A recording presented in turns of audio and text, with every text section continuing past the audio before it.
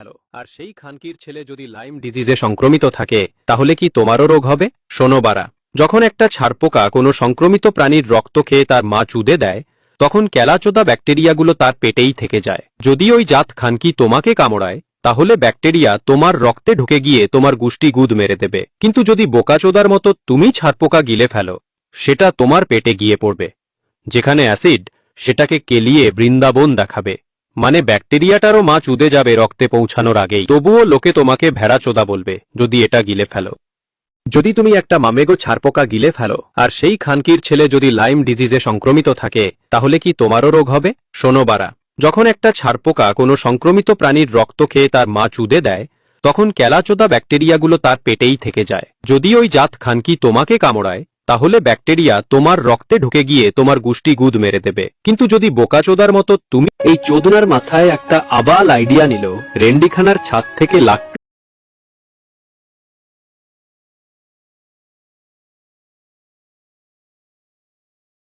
ঘুরিয়ে নিচে মাটিতে নামাবে। এক চুদির ভাই তাকে বলেছিল এরকম করলে একটা সাদা ঘোড়া এসে তার গুদ চাটবে। কিন্তু যখন সে লাট্টুটা ঘোরালো সেটা সোজা গিয়ে পড়ল এক খানকির মাথায়। লাট্টুর পোদ মহিলার মাথার ভেতরে ঢুকে তার গুষ্টি গুদ মেরে দিল আর তাকে সোজা নিয়ে যেতে হলো ইমার্জেন্সি রুমে। এই খানকি ঘুম থেকে উঠে দেখে তার বালিশে ছেঁড়া বাল ছড়িয়ে আছে এবং একই ঘটনা ওই রেন্ডিখানার আরো প্রায় ডজনখানেক রেন্ডির সাথেও ঘটেছিল। চোদনারা জানালা পেরেক দিয়ে বন্ধ করে দিত এবং রেন্ডিদের ঘরে গিয়ে মাগিবাজি করত, ভয়ে যে বাল চোর আবার আসবে ও বাল ছিঁড়ে দেবে। এমনকি চটিচাটা বালের পুলিশও তাকে খুঁজে পায়নি। কিন্তু অন্য একটি প্যান্টি চুরির তদন্তে তারা খানকির ছেলেটির উঠোনে কাঁচি আর ছেঁড়া বাল খুঁজে পায়। যদিও সে বলেছিল সে নির্দোষ, তবুও তাকে বালের পুলিশ গ্রেপ্তার করে এবং 10 বছর জেলে গাড় কেলাতে বলে। এই পাঠাচোদা ওয়েটারকে বলেছিলেন যে খাবারটা বালের মতো হয়েছে এবং সেটা তার গাড়ে গুজে নিতে। তারপর তিনি একটি বাংলা মদের বোতল নিলেন এবং গাড়ি চালাতে চালাতে বাংলা মারতে লাগলেন। কিন্তু স্বাদটা বালের মতো লাগলো আর ঢাকনা খুলে গেলে তিনি দেখলেন ভেতরে ঘন ফেদা ভাসছে। তখনই তিনি সরাসরি ওই বালের রেস্টুরেন্টে ফিরে গেলেন এবং ওয়েটারের গাড়ে লাগলেন। কিন্তু চোদনা ওয়েটার সবকিছু অস্বীকার করলো। পরে চটি চাটা পুলিশ ফেদা পরীক্ষা করে জানলো ওটা ওই মামেগো ওয়েটারের। ওয়েটারের গুদ গরম করা হলো এবং ওই খানকির ছেলে ফেদা খেয়ে প্রেগনেন্ট হয়ে গেল। এই পাঠাচোদা ওয়েটারকে বলেছিলেন যে খাবারটা বালের মতো হয়েছে এবং সেটা তার গাড়ে গুজে নিতে। তারপর তিনি একটি বাংলা মদের বোতল নিলেন এবং গাড়ি চালাতে চালাতে বাংলা মারতে লাগলেন। কিন্তু স্বাদটা বালের মতো লাগলো আর ঢাকনা খুলে গেলে তিনি দেখলেন ভেতরে ঘন ফেদা ভাসছে। তখনই তিনি সরাসরি ওই বালের রেস্টুরেন্টে ফিরে গেলেন এবং ওয়েটারের গাড়ে লাগলেন। কিন্তু চোদনা ওয়েটার সবকিছু অস্বীকার করলো। পরে চটি চাটা পুলিশ ফেদা পরীক্ষা করে জানলো ওটা ওই মামেগো ওয়েটারের। ওয়েটারের গুদ গরম করা হলো এবং ওই খানকির ছেলে ফেদা খেয়ে প্রেগনেন্ট হয়ে গেল। এই পাঠাচোদা ওয়েটারকে বলেছিলেন যে খাবারটা বালের মতো হয়েছে এবং সেটা তার গাড়ে গুজে নিতে। তারপর তিনি একটি বাংলা মদের বোতল নিলেন এবং গাড়ি চালাতে চালাতে বাংলা মারতে লাগলেন। কিন্তু স্বাদটা বালের মতো লাগলো আর ঢাকনা খুলে গেলে তিনি দেখলেন ভেতরে ঘন ফেদা ভাসছে। তখনই তুমি খানকির ছেলে যদি একটা গাছ চাটতে যাও এবং একটা মাদারচোদ কাটা তোমার জিভে ফুটে যায় তাহলে কি করবে? শোনো বারা, কাটা বের করার জন্য বেশিরভাগ বোকাচোদারা সারাশি দিয়ে খুঁচিয়ে টেনে বের করার চেষ্টা করে। কিন্তু তোমরা ফেরাচোদারা জানো না এর একটা সহজ উপায় আছে। একটা সিরিঞ্জের মাথা কেটে ফেলো এবং যেখানে কাটা ঢুকেছে ঠিক তার উপরে রাখো। তারপর সিরিঞ্জি ধরে টান, এতে ভ্যাকুয়াম তৈরি। এই চাপ ওই মাংমানি কাটাটাকে টেনে বের করে আনবে জিভ থেকে এবং তারপর তুমি আবার চাটতে লাগতে পারো। তুমি এই মাদারচোদ লুকিয়ে উঠেছিল প্লেনের চাকায় লাগানো খোপের ভেতর মাগিবাজি করার আশায়। কিন্তু তার গাড়ে হুঁশ ছিল না যে মাঝ আকাশে সেই দরজাটা আবার খুলে যাবে। এই চোদনা আসলে বাড়ি থেকে পালিয়ে গিয়েছিল আর যখন তার বাবা তাকে পোদে লেথিয়ে বোর্ডিং স্কুলে ভর্তি করিয়েছিল সেখান থেকেও পালিয়ে গিয়েছিল। গোপনে এয়ারপোর্টে ঢুকে কেলাচোদা প্লেনের ভেতরে লুকিয়ে পড়ে। প্লেন যখন উড়ল সে ভেবেছিল অবশেষে তার মাগিবাজির স্বপ্ন পূরণ হবে। কিন্তু দরজা খোলার সাথে সাথেই ছেলেটি গাড় কেলিয়ে নিচে পড়ে যায়। ঠিক সেই মুহূর্তে এক চুদির ভাই তার বালের মতো ক্যামেরায় পানু শুট করছিল আর সেই মুহূর্তে তুলে ফেলল ছেলেটির গাড় কেলানোর ছবি। এই মাদারচোদ তারা কন্ডম ফুলিয়ে ট্যাঙ্ক বানিয়েছিল, কন্ডমের জিপ তৈরি করেছিল এবং উচ্চ স্বরে পানু রেকর্ডিং বাজাচ্ছিল। এরা হ্যান্ডেল আর্মি নামে পরিচিত ছিল, যা দ্বিতীয় বিশ্বযুদ্ধের একটি মাগিবাজ ইউনিট ছিল, যা পর্ন স্টার এবং পানু পরিচালক দ্বারা নির্মিত ছিল। এই গুদমারানিদের কাজ ছিল যুদ্ধ করা নয়, বরং নাৎসিদেরকে পানু দেখিয়ে যুদ্ধ করা বাদে হ্যান্ডেল মারানো। তারা শত্রু সৈন্যদের প্রতারণা করার জন্য রেডিওতে পানু লাগিয়ে দিত, এমনকি কাদাতে ট্রাকের টায়ার দিয়ে গুদের ছবি এঁকে দিত। শত্রুরা এমন একটি পানু দেখে হ্যান্ডেল মারত আর মাল ফেলাতো, যা কখনো সেখানে ছিল না। তারা কন্ডম ফুলিয়ে এই মাদারচোদ হেলমেট ছাড়াই মোটরসাইকেল চালাচ্ছিল এবং এক চটিচাটা পুলিশ তার পোদ মেরে ঘুষ নিয়েছিল। কিন্তু এই খানকির ছেলে একজন ইলেকট্রিশিয়ান ছিল। সে খাতা খুলে দেখতে পেল যে মাংমারানিরা 3 বছর ধরে কারেন্টের বালেও কোনো বিল দেয়নি। এখন এই বিলটি বাড়া অনেক বেড়ে গিয়েছিল, তাই সে চুয়ারচোদা তাদের কারেন্ট বন্ধ করে দিয়েছিল। ভুল লোকের কাছে ঘুষ নেওয়ার কারণে চটিচাটাদের 5 ঘন্টা ধরে অন্ধকারে হ্যান্ডেল মারতে হয়েছিল। এই মাদারচোদ হেলমেট ছাড়াই মোটরসাইকেল চালাচ্ছিল এবং এক চটিচাটা পুলিশ তার পোদ মেরে ঘুষ নিয়েছিল। কিন্তু যদি তুমি বাঞ্চোদের কাঠি করার স্বভাব থাকে তাহলে সাবধান হও। এগুলো শুধু সংক্রমণ ঘটাতে পারে না, বরং যখন তুমি কানে কাঠি করো তখন আসলে ময়লাটা আরো ভেতরের দিকে ঠেলে দাও, যেটা ব্যথার কারণ হতে পারে। তার বদলে এক ফ্ল্যাক 1800 তোমার গাড়ে গুজে নাও। যদি তুমি বাঞ্চোদের কাঠি যদি তুমি হনুচোদা ভুল করে কোনো ল্যান্ডমাইনের উপর হেগে ফেলো, ভয় পেও না। এটা সম্ভবত গুয়ের গন্ধে বিস্ফোরিত হয়নি, কিন্তু যে কোনো হঠাৎ নড়াচড়া, এমনকি পোদ চুলকাতে যাওয়া বা একটা পাদ ও এটা সক্রিয় করে দিতে পারে। একদম স্থির থেকো এবং যেখানে গু লেগেছে সেখানে চাপ বজায় রাখো। যদি পারো আলতো করে কোনো ভারী জিনিস, যেমন একটা পাথর বা তোমার বাবার বিচি দিয়ে রাখো, যাতে চাপটা বজায় থাকে। এটা বাড়া কোনো নিশ্চিত সমাধান নয়, কিন্তু হয়তো তোমার গাড় বাঁচাতে পারে। যদি পৃথিবীর সব মানুষ একসাথে পেদে দেয়, তোমরা খ্যাপাচোদারা হয়তো ভাববে যে এত গ্যাস মিলিয়ে এক গাড় ফাটা বিস্ফোরণ ঘটবে, কিন্তু সত্যিই কি তা হবে?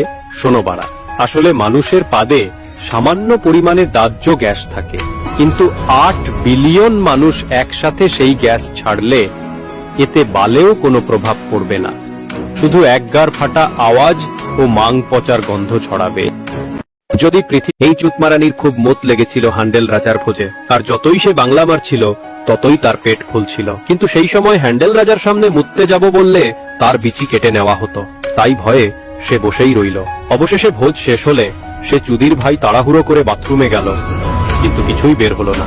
দেখো বাড়া, তার মূত্রথলি এতটাই ফুলে গিয়েছিল যে সেটা ফেটে গিয়েছিল, আর সে মাদারচোদ শরীরের ভিতরেই মুতে দিয়েছিল। 11 দিন গাড় কেলানোর পর এই মাংমারানি পটল তোলে।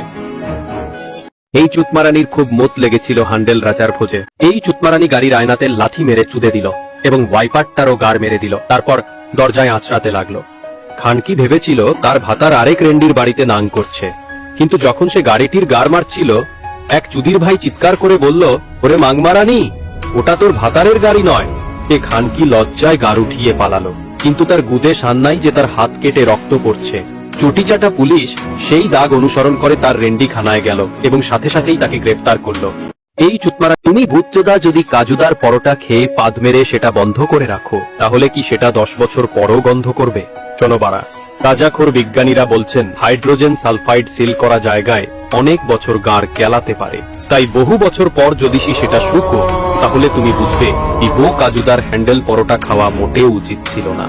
তুমি ভূতচোদা যদি কাজুদার পরোটা খেয়ে যদি কোনো মামেগো কুকুর তোমার বিচিতে কামড়াতে আসে, ভয় পেও না বাড়া, শান্ত থেকো। খ্যাপাচোদার মতো দৌড়াবে না, কারণ এই খানকির ছেলে ঘন্টায় 40 মাইল গতিতে দৌড়াতে পারে এবং সহজেই তোমার বিচি ছিঁড়ে নিতে পারে। আংমানিদের চোখের দিকে তাকিও না, তে ওদের গাঁড় গরম হয়ে যেতে পারে। তবুও যদি ওই মাদারচোদ তোমার কাছে আসে, দৌড়ে চিৎকার করো, একটা ডান্ডা বা পাথর খুঁজে নাও এবং সেগুলো দিয়ে সামনে বাধা তৈরি করো। ধীরে ধীরে পিছিয়ে যাও। যদি সে তোমার বিচি কামড়াতে আসে, সেই ডান্ডা দিয়ে তার গুদ গরম করে দাও। তাতেও যদি কিছু না হয়, মারো খানকির ছেলের পোদে এক লাথ। যদি কোনো মামেগো কুকুর, যদি তুমি খানকির ছেলে পৃথিবীর প্রতিটা মানুষের বাড়ার বাল একসাথে ছিঁড়ে স্তূপ করে রাখো, তবে সেখানে প্রায় 800 ট্রিলিয়ন ছেঁড়া বাল থাকবে। আর যদি সেই সব ছেঁড়া বাল একসাথে গুটিয়ে একটা বিশাল বালের লাড্ডু বানাও, তার ওজন হবে প্রায় 7 লাখ টন। এটা তোমার বাবার বিচির ওজনের প্রায় দ্বিগুণ। আর যদি কোনোভাবে ইতিহাসে যত মাদারচোদ জন্মেছে তাদের সব ছেঁড়া বাল একসাথে জড়ো করা যায়, তবে সেটা একটা ছোট পাহাড়ের আকারের হবে। তারা যখন বাড়ার মতো ঘরের সামনে পৌঁছালো, তার বন্ধু বলল, পোদ মারবে ভূতে, জল পাবি না ধুতে। সে সতর্ক করেছিল বন্ধুকে ভেতরে না যেতে, কিন্তু তার গার পাকামো কম নয়। মাদারচোদ বলল, উপরে পৌঁছে ফোন করব, প্রমাণ দেওয়ার জন্যে ভূতে আমার কিছু ছিঁড়তে পারবে না। হাতে বালের মতো ফোন নিয়ে সে ভেতরে ঢুকল, সিঁড়ি বেয়ে উঠতেই থাকলো। ভয়ে তার পোদ ফেটে যাচ্ছিল, কিন্তু একেবারে উপরে গিয়ে দেখা গেল কিছু কন্ডোমের প্যাকেট আর জাপানি তেলের বোতল। ভীতিকর কিছুই নয়। সে ফোন বের করল, কিন্তু বিএসএনএল সিম হওয়ায় টাওয়ার নেই। তখনই চোখে পড়ল পাশে একটা ছোট ঘর, ভেতরে একটা ফুটোচোদা টেলিফোন পড়ে আছে। সে সেটা তুলে বন্ধুকে কল করে বলল, দেখ রে মাংমারানি, ভূতে আমার বাল ছিঁড়বে। বন্ধুর বিচি মাথায় উঠে গেল, কারণ এই বাতিঘরে বালেও কোনো ফোন বা ঘর নেই। চুদির ভাই চারপাশে ঘুরল, উপরে তাকালো, দেখলো তার ভূতচোদা বন্ধু দাঁড়িয়ে আছে ভাঙাচোদা কাঠের পাটার ওপর, হাতে মোবাইল। হঠাৎ সমুদ্র থেকে জোরে বাতাস এলো, আর তার পোদ মারা গেল। দাঁড়িয়ে রইল বাতিঘর। তারা যখন বাড়ার, যদি তুমি হ্যান্ডেলবাজ তোমার হেডফোনে ফুল ভলিউমে পানু দেখো, তখন সেটা সেই মুহূর্তে তোমার অসাধারণ লাগে। কিন্তু তোমার কান কিভাবে চুদে যাচ্ছে জানো? তোমার কানের ছেদাই যে ছোট ছোট হেয়ার সেল আছে, তারা পাগলা চোদাদের মতো কম্পন শুরু করে। দিনের পর দিন ওই শক্তিশালী কম্পন তাদের গুষ্টি গুদ মেরে দেয়, আর একবার তারা কেলিয়ে গেলে আর কখনো ফিরে আসে না। আর এইভাবেই তুমি দিন দিন ঠসা চোদা হতে থাকো। আর যত বেশি তুমি পানু দেখবে, তত বেশি সম্ভাবনা যে তোমার কান চুদে যাবে। কানে অবিরাম বাজতে থাকবে মিয়া খলিফার আওয়াজ, যা কখনো থামবে না। যদি বলটা সোজা গিয়ে এই গুদমারানির মুখে লাগলো, আর সঙ্গে সঙ্গেই তার নাকের গুষ্টি গুদ মেরে গেল। বালচোদা ডাক্তাররা দৌড়ে এলো পোদে ইঞ্জেকশন দিতে। তাকে খাটুনিতে তোলা হলো, কিন্তু বাড়া খেলা চলতে থাকলো। আর ঠিক পরের বলেই আরেকটা ছয়তার পোদ মারতে উড়ে এলো, এবং সেটা ওই রেন্ডিরি হাঁটুতে আঘাত করলো, আর তার হাড় চুদে গেল। এরপর থেকে সে শুধু আরসিবিরই খেলা দেখতে আসতো। বলটা সোজা। এই মাদারচোদরা এই খানকির চেয়ারে একটা পিন রাখলো।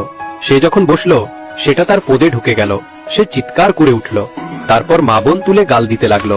কয়েকদিন পর থেকেই তার শরীর চুদে যেতে লাগলো, কারণ সেই পিনে আসলে অনেক মামেগো ব্যাকটেরিয়া ছিল, যা পোদের মাধ্যমে তার রক্তে ঢুকে গিয়েছিল।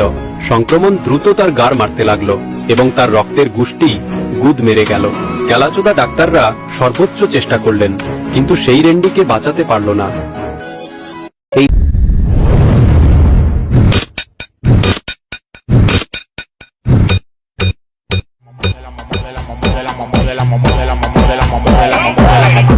ষাঁড়টা তার গার মারবে যদি এক ঝাঁক মৌমাছি